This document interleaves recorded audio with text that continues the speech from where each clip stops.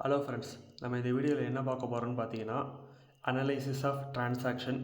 ஒரு ஜேர்னல் என்ட்ரியில் வந்து debit and credit ரெண்டு ஹேப்பன்ஸ் நடக்கும்.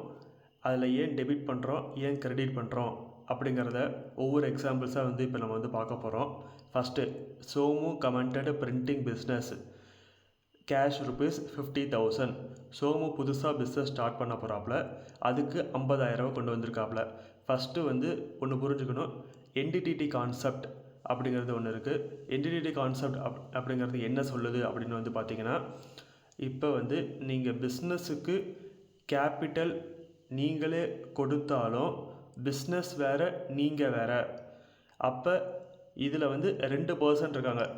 ஒன்று பிஸ்னஸ் இருக்குது, இன்னொன்று சோமு அப்படிங்கிறவர் ஒருத்தர் இருக்காப்புல, அவர் owner.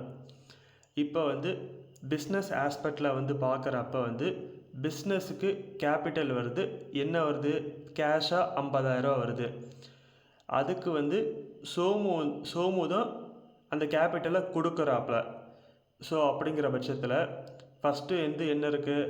Cash account debit 50,000 to Somo's capital account 50,000.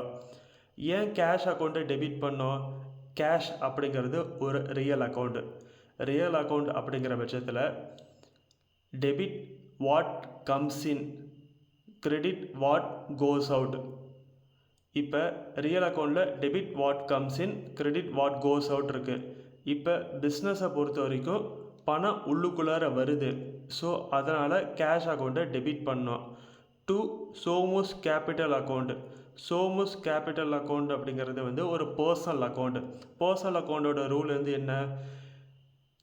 Debit the receiver, credit the giver.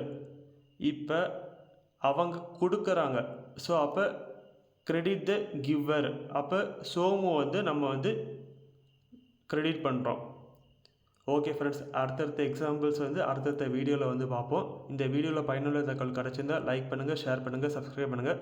மறக்காம பக்கத்தில் இருக்க பெல் ஐக்கானை கிளிக் பண்ணுங்கள். தேங்க்யூ ஃபார் வாட்சிங் மை வீடியோ.